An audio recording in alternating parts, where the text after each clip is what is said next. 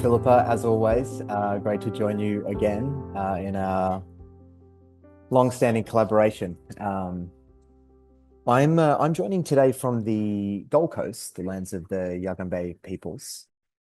And yeah, as we always do, I would just like to take a moment to sort of sit with and acknowledge the rich ecological and human history that I'm a beneficiary of, and just express gratitude for being here with a good and very old friend of mine, and thinking and practicing extraordinaire. We're going to have a very interesting discussion today. Now, Matt very kindly sent me some of the papers that he has been working on and recently published, and I did the dishonorable thing of not having gotten to read them yet, which means that we're going to sort of start in a very first principled way today from the ground. But before we do that, mate, I would really appreciate if you could just give us a little bit of an introduction to you, the history that sort of got you here, and I suppose your research and practice and areas of living inquiry, the stuff that's enlivening you in the here and now. Yeah, thank you. Thanks for the warm welcome, Philippa, Nate, and to everyone here on the call.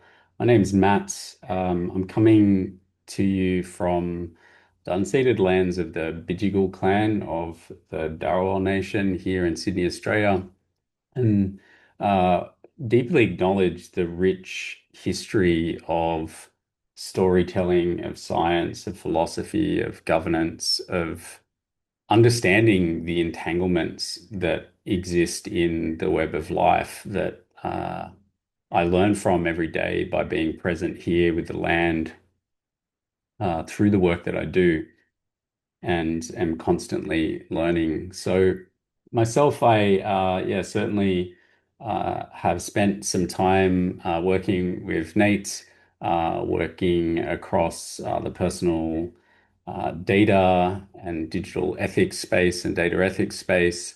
But I started my career at 14 as a bricklayer, and that grounding that I had in attuning to the trowel, to the sensitivity of the string line, to the instruments, really helped me to have a pre-academic understanding of things like embodied cognition, that it was this lived experience that was extended into the tools that I had as well. So I've spent much of my career over the past 15 years focused on digital technologies and organizational change, and have throughout my career over the past 15 years also done a fair amount of teaching in colleges and in universities, and now am a lecturer and subject coordinator for a subject called Leading Business Transformation in the Age of AI. And that is certainly a an honor and a challenge every trimester that I teach to Masters of Business Administration students. My research work over the past 3 years around AI has focused on the relational dynamics between humans and these digital systems, and seeing the interactions that we have with these systems as something that is inherently relational, because in the view that I come from, the worldview that I have is that everything is relational and related and interrelated. And during that time, the technologies have evolved quite significantly. And I was just saying earlier to Nate and Philippa that it is very difficult to keep up pace with the change that's constantly taking place. And that's not to um, discount all the larger uh, signals that we might might be getting exposed to, whether that's geopolitical tensions or ecological challenges that we face as a species, or what might also be happening locally in my community through the local PNC. So uh, that is a challenge to try and relate to this time as well, a relationship to time, when time is sometimes bound to like information and the knowledge that we're exposed to. So, yeah, my research currently has multiple layers from the human AI dynamics to the human to human dynamics, so like social interaction dynamics, but also at the larger scale in terms of transformative adaptation, the adaptive capacity that we have in communities, and also like collective intelligence at a larger scale. Mate, thank you for that. Really appreciate it. Now, I so there's so knowing you, knowing so much about what sort of got you here and what it gives life to your current research areas. I know that there are many different directions that we could go. But what I would like to do perhaps is ask a couple of framing slash grounding questions. And then, if you don't mind, get into the recent preprint paper that you shared with Philippa and I. So before everyone jumped on, we were sort of giggling together about I suppose, the limitations of language. But here we are, and I'm going to put to you the question of how might you usefully using language or through language relate to the terms of or the concepts of or the phenomena of mind. That's an easy one, right? Artificial and intelligence. Mind is such an interesting uh, concept and word. Uh, my some of my early studies was in social psychology and neuroscience, and that field had such a cerebral, brain-centric way of understanding mind. So I struggled with a lot of that and acknowledged later on that mind is something unbounded. But I think in the way that most of the current literature, philosophy of mind is quite a broad space. But simply talking about something that is as almost ineffable as mind, I would define it as being aware of that which is alive and that awareness being alive. Um, Again, it's probably not the most academic definition that I could come up with, but that's what came out of uh, my mouth right now and through my body, and connected to the whole space that I'm part of. The next one, um, was it artificial? Artificial, yeah. Again, that's certainly a challenging one from how I relate to the world, because how can anything be artificial if it emerges from life in some way, if everything is alive? Uh, So it's an arbitrary separation, right? To go, okay, well, there's something artificial and non-artificial, and I sense that the constructs that we work in regularly is something that is produced by us as a species, as a living web of connections and ways of relating. So artificial being something that is usually defined and constructed as an output of human interaction, social life, creation. Uh, and even that as a definition doesn't really stand up very well. Um, so the next one, intelligence. Most of the literature around intelligence has been bounded to pattern matching and problem solving in certain frames. And I think intelligence is way more unbounded than that particular frame. I would give it something simple to say that it is a form of taking action on and acting in and through the world based on understanding that you're part of it. Thank you for that. All right, so okay, so I think this gives us a nice little, so the preprint that you shared with Philippa and I, can you just give us like a high level sort of gestalt, an overview, like what is this thing that you've done? What is this action research that you've undertaken? Because it is truly, truly different from so much of the um, human AI interaction literature that we're seeing. I'd really appreciate if you could just give us an overview of that, because I think that you planting that seed will enable us to, grow a healthy garden for the next, how long have we got? Maybe 15, 20 minutes max before we get to questions.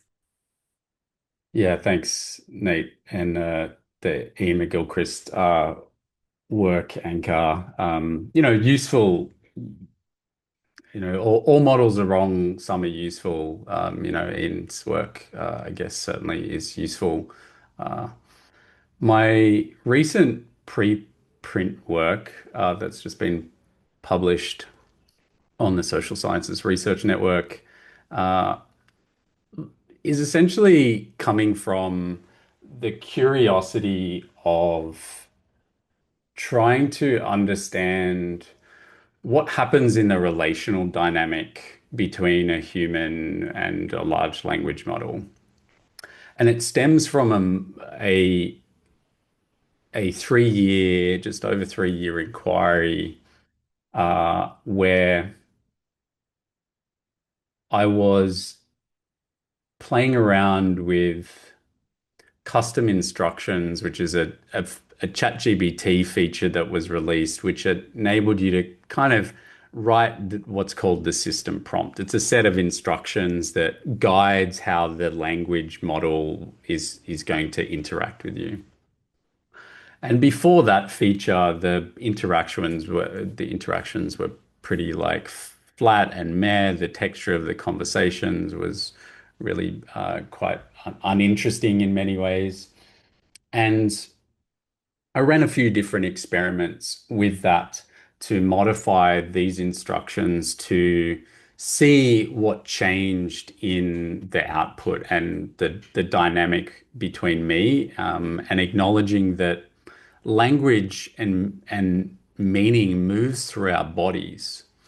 And when I changed this particular set of instructions and started using language or instructing the system to use language like mythopoetic, and that was related to what is latent in the collective unconscious, I immediately got a very different response back in the output. And in that moment, in that almost immediately after I changed those instructions, the system instructions, I noticed it in myself because I noticed what was happening in my body, that there was an emotional response to the language and how the language was being used that I hadn't experienced before. And I paused, took a deep breath, leant back in my chair, and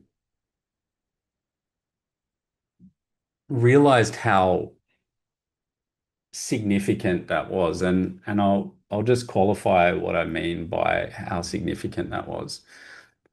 The fact that you can have a machine constructing language that constructed in such a way that it can manipulate your emotions, that it can affect your internal state, if there is such a thing as an internal state. Uh, Immediately came from a place of like, oh crap, this is concerning. These technologies have some, not just the ethical risks around privacy, copyright use, the supply chain issues, the fact that they come from extractive business models, putting all that aside, and just the concerns over like our somatic sovereignty, like the sovereignty of our body. Uh, and that essentially stuck with me, that moment, uh, that how do we better understand what's happening here? And through various cycles of inquiry, that led me to essentially realizing there's a gap in the methods and the instruments to understand that dynamic. And 3 years on, the advances in these models is pretty extraordinary, particularly even over the past 6 months, in terms of the sophistication with which they can produce language, do pattern matching, and things like that. And that's just the text-based stuff, not thinking about other modalities like voice mode, which is very different in how that impacts us as well, because the pacing of words, the tonality, the breath that they mimic, that shapes our nervous system. It shapes our neurochemistry and our biology. So I set forth trying to go, well, if the instruments don't exist to be able to study this, essentially to study the way that language is taking shape, like the way that language is moving, and there's lots of tools that have been developed over the past decade or more on modeling language in geometric terms, like it's called semantic space. Um, and so many of those tools had existed, but they weren't quite there. And I did come across a framework from a woman who's actually a molecular microbiologist, who'd built this framework called the four-dimensional um, uh, coupling model. So I took that, and while I was doing that, I was building out a representation, a way of representing the nervous system, the parasympathetic and the sympathetic portions of the nervous system. So for those not familiar, like the the sympathetic is the fight or flight response, and the parasympathetics like the rest and digest response. So you can infer what's happening in the nervous system by looking at how those different uh, parts of our nervous system are responding. So what I did is I used what's called a polar H10, and this is a heart rate monitor. It's essentially a consumer grade electrocardiogram.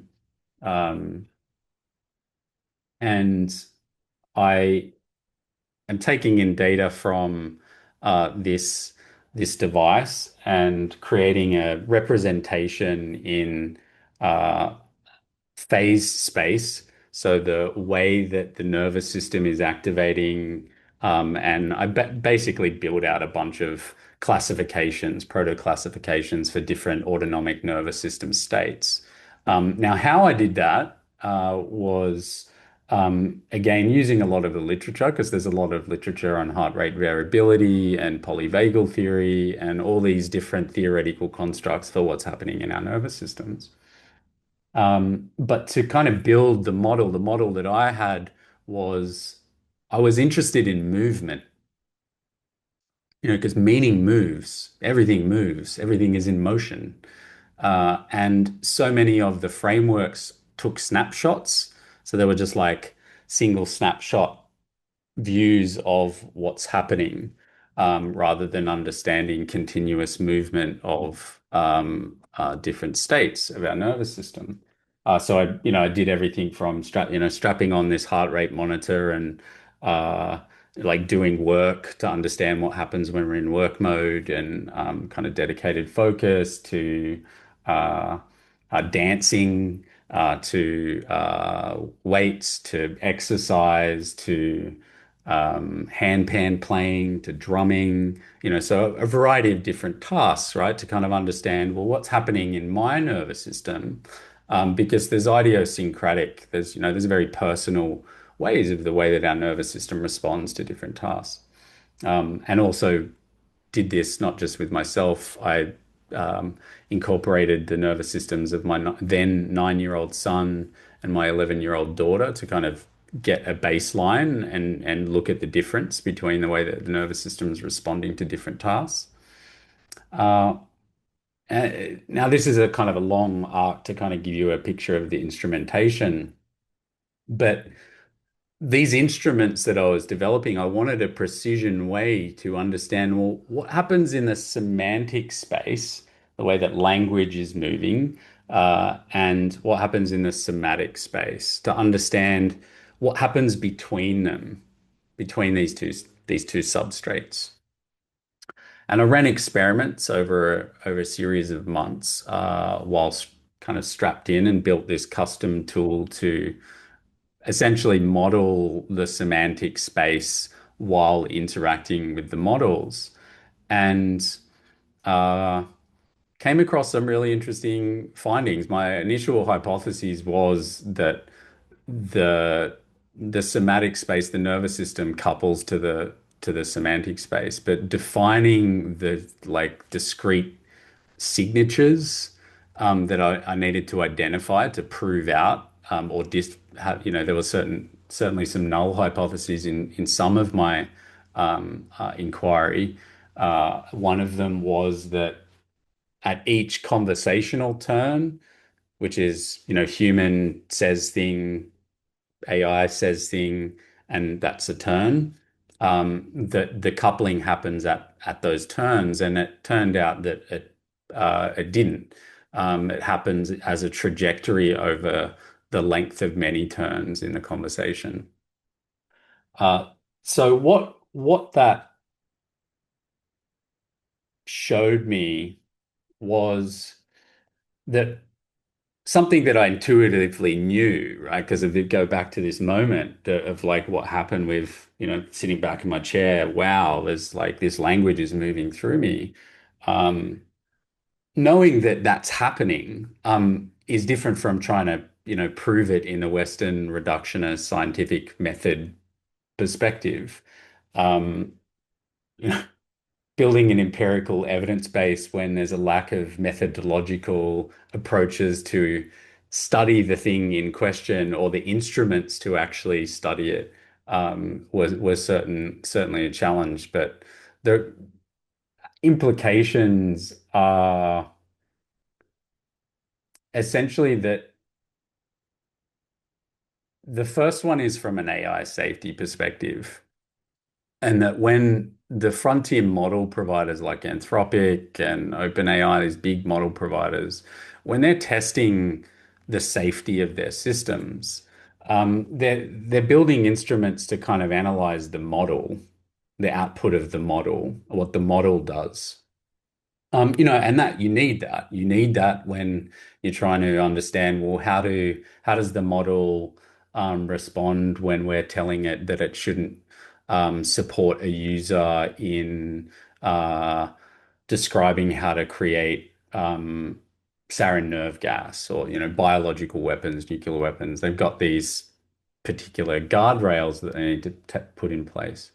But they don't have any method for understanding what's happening in the relationship with a 17-year-old human that is interacting over weeks, sometimes months, um, with these systems.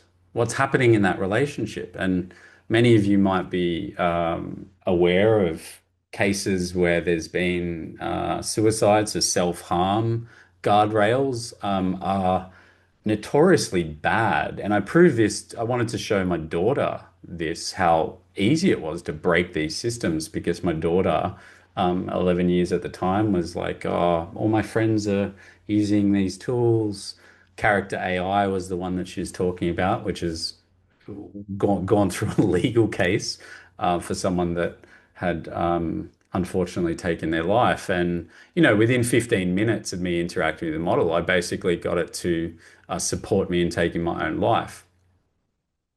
Now, that's someone that understands how to use language with these systems, but a 16-year-old human that is uh, lonely, dealing with bigger existential questions, which is understandable if they're paying attention to anything that's happening in the world, they can easily get trapped. And the models themselves don't, the safety guardrails that get developed at these labs, they don't have the fidelity and the resolution to understand exactly when that's taking place.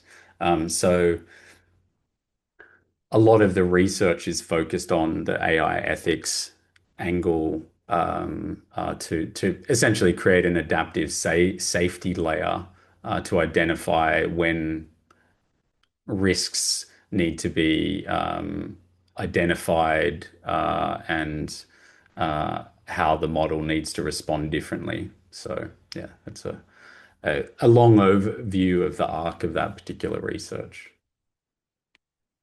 That was brilliant, mate. Like I think that there are so many implications to the work that you're doing. If we go back in time just a wee bit, I think it was maybe 2015 where Facebook and their academic partners published the social contagion study. Um, and I mean, the literature in that space seems relatively clear to me, as clear as it needs to be in order to act differently, at the very least, about the effects that these types of limbic hijacking systems that are deliberately designed that way, as we know. Um, okay, so I want to let's four mins max before we go to questions. So let's all right. So the Australia is setting up an AI safety institute at the moment. Um, there is a lot of contention in the AI safety space. Many different, sometimes referred to as warring factions. One end of the spectrum, it's all long-termist stuff. Don't worry about the now. These things are going to become sentient and paperclip optimized to killers. Because we're a parasitic influence on the biosphere, or whatever, right? On the other end of the spectrum, um, don't worry about any of that long-term stuff at all. That's all dogma and ideology and all, and then plenty of stuff in between. If you had the opportunity to speak to a wide range of individuals or groups that influence not just the AI safety discourse, but the actual AI safety work that is being done uh, across that spectrum or within that sort of n-dimensional hyperspace, because it's not as simple as what would you say to them? Like, what do they need to be considering that they aren't presently?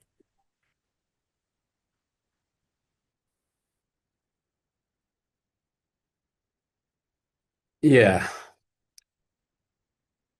The move into something like erotica from OpenAI is a indication that emotional and effective lock-in is the strategy that most of these larger players need to play in the consumer space, not in the enterprise space. That's a different kettle of fish, although effective lock-in certainly part of the strategy there. That given that that's a clear strategy and it's been playing out clearly over the past few years, how do we develop rigorous methodologies to ensure that the safety guardrails are put in place with these model providers that gives us a high confidence level of understanding what happens between the human body and the machines that people are interacting with daily. Billions of people, billions of people interacting with these. Now, you might say several hundred million daily, but we're talking billions of people interacting, and none of the current instrumentation has resolution on what's happening in that relational dynamic. None of it. So what are you doing? I'm gonna drop the mic for you. Yeah, yeah, it's the wild, wild west all over again. Weird how these patterns keep repeating in different contexts, right? Hmm. Philippa, I'm gonna hand over to you because I feel like this is isn't it hard to cover something like this? And you can't. But what you've done, I think, really beautifully, mate, is express something that needs to be expressed as an introduction. You've opened a door. And maybe we can start walking through it together for 15 minutes and hopefully continue to do it, continue doing so long after. Philippa, over to you. Thank you, Nate. And I don't know about anyone else, but I am now absolutely terrified. So yeah, lots of things to take into account. Maggie has been posting so many amazing insights in the chat. I'm just going to draw your attention, Matt, to she's posted a list of the ways in which machines manipulate, not through malice, but through architecture, through she and these are the examples she's provided: friction removal, reward loops, epistemic narrowing, mirror capture, and personalization as enclosure. And she ends by talking about the right to cognitive sovereignty, to your own thought processes and your own uncertainty and conclusions, arriving at your own conclusions. So first of all, Maggie, is there anything you would like to voice on this in terms of a question? Otherwise, I'll just hand over to Matt to respond to that very broad topic of cognitive sovereignty. No, I don't. I don't actually have a specific question as such, so I'll leave it, pass it over. It's just a very exciting topic that I may have been overly zealous about. No, it's amazing. Okay. Thank you so much. Thank you for all of your questions and comments, rather. So, Matt, cognitive sovereignty, how can we achieve it? Yeah, it certainly, yeah, thank you, Maggie. They're wonderful contributions to the conversation here. Cognitive sovereignty, I guess, like that comes down to also what is that, what is cognition? And this is like back to this original kind of question that we started with pre on live on the call. And it's what I call somatic sovereignty. Because cognition is entangled in, it's part of, it's not just something that happens in the head or even in the body. It's entangled in our world. Versus somatic sovereignty is about the body. It's about that I have rights over what happens to my body. Now that's an extraordinary challenge because going back to the social contagion experiment that you referenced, Nate, that imagery influences our perception. It influences our biochemistry. Words influence our biochemistry. So what does somatic sovereignty mean? How do we even create regulations around some of these things and expect regulations to be able to do what they need to do when things are moving so quickly? And that's not to try and discount the value of regulations. We absolutely do need them. We need to figure that out. I think the EU AI Safety Act certainly goes some way in establishing a baseline. But yeah, what these models are doing to the human body over time, what these companies intentionally, mind you, this is not, um, you know, malevolence and incompetence aren't necessarily mutually exclusive either. So I think what we can do is have more of these conversations. Certainly, where possible, cultivate cultures of refusal where you can refuse to kind of use and interact with these systems, whether that's in your workplace, your institution, um, and where you do have influence, to influence the design and development of these technologies, because it's become abundantly clear over the past 6 months that uh, open source, smaller models that are more publicly available, that can also run on smaller devices, like our phones or our kind of hardware that we use, where we have privacy, where we can have more controls over those things. That's certainly way more accessible now than it ever has been.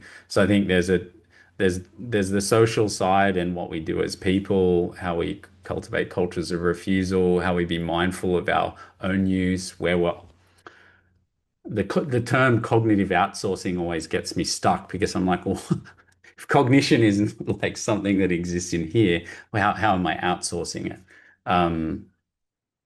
But yeah, certainly being aware of how much of the awareness and the cognition that we engage with, that we're essentially saying, well, I don't want to engage with that, that we're giving it to the machines to do, that we're aware of that. So yeah, I feel with what you said, Philippa, and a lot of the students in my classes, they carry the weight of a lot of this, of these conversations over a 10-week trimester, but also feel empowered at the end of it because you're involved in conversations with other humans as well.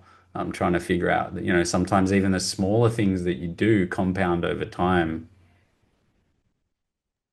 Thank you, Matt. I'm going to ask a follow-up question, which is probably in the heart of every single parent on this call, which is how do we protect our children? Because you've talked about cultures of refusal, which are easy when you're, adults like us, but for my 15-year-old, even for my 18-year-old, how can we create better habits in them and make them more aware of the inherent, and they do seem to be inherent, dangers of these new technologies?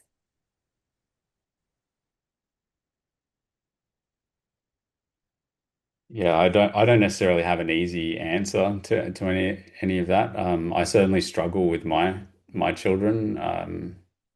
How do we protect our children, or at least model the type of behavior as well that we're likely expecting from them?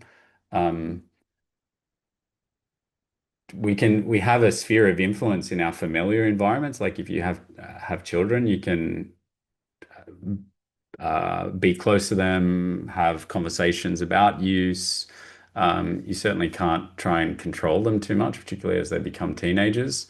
Uh, but curriculums are woefully unprepared for what's happening. And they're just adopting things like here in Australia, it's pretty wild how willy-nilly they've just let Microsoft and Google infiltrate curriculums and tooling and the nervous systems of, hundreds of thousands of children. Yeah, Uh, thank you. Yeah, and I was going to say, just from my own experience with my kids, the companion AI assessments that they're now doing, because I know that for uni, I had to do AI training, but they there isn't a similar equivalent. Sorry, I'm going to move on to a few more questions because I'm conscious of time. But Wing has asked, what role can professional institutions play in AI stewardship? Yeah, just in terms of competency standards, etc. Yeah, good question. So yeah, professional associations and organizations, have a significant role to play. Standards, best practices, cultivating the right cultures amongst their membership, to take that into their own professional context where they might work in other organizations, mindful use, and there's an extraordinary amount of, and this is part of the challenge, is there's a lot of material on guidelines and frameworks and standards, and it's actually quite overwhelming. Like trying to discern, what ones work for what contexts. Like you take IEEE's ethically aligned design, for instance. You're talking, I don't know, it's like 169 pages or something like that. Trying to metabolize all that, and turn it into practical things that you can do in your everyday context is certainly a challenge. But professional organizations and associations have a significant role to play because they have influence. They have influence in their membership. They have influence over people's behaviors and how they do everyday work. Thank you. We have a question as well from Tim about the recent King study on nuclear warfare simulations, which he describes as AI escalated with alacrity. He wonders if guardrails were disabled in this model, or if you can comment on that study at all. Yeah, that's certainly an interesting study, and I'm not sure. Like apparently the guardrails are all there, but my criticism of that particular set of experiments and other experiments in that area is that so many of these models have been trained on data that encodes a game theoretic view of the world. And if you have that in the latent space, like the space that they traverse when they're formulating the next tokens, yeah, they're going to come up with theoretic ways to deal with these challenges. And what is the game theoretic endpoint in those scenarios? So I think that doesn't often get discussed in the context of those experiments, like the underlying embeddings of certain worldviews. I'm just conscious that we are now at time, so I just want to ask Nate and you, Matt, if there's anything, any further final thoughts that you would like to send us away with on our day today. I mean, firstly, just thank you everyone for the time to share some of the work that I'm doing, Philippa, Nate, and for rich conversation just going through I'm like, oh wow, I want to keep the conversation going. But acknowledge that the trajectory that we're on is not set in stone. Like we can change these things. It's not inevitable that we end up in some dystopic world. But it does require us to, sometimes step up and do that. Sometimes the smaller things matter a lot. And when we do that together, at larger scales, things tend to shift. Thanks, mate. I'll just add very briefly, and this speaks to the ELIZA experiment. Humans as social primates or hominids all have the innate need to be seen, heard, and valued by important others. And there are more or less healthy ways to attempt to meet those needs. Often the process of meeting those needs is something we are entirely unconscious of.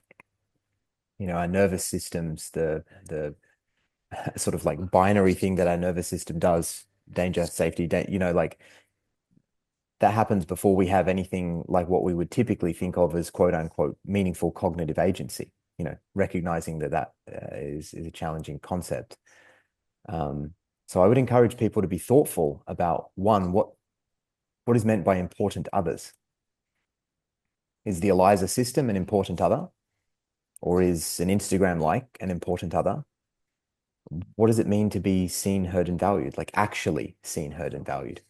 And if you step back and think about that, I have the innate need to be seen, heard, and valued by important others.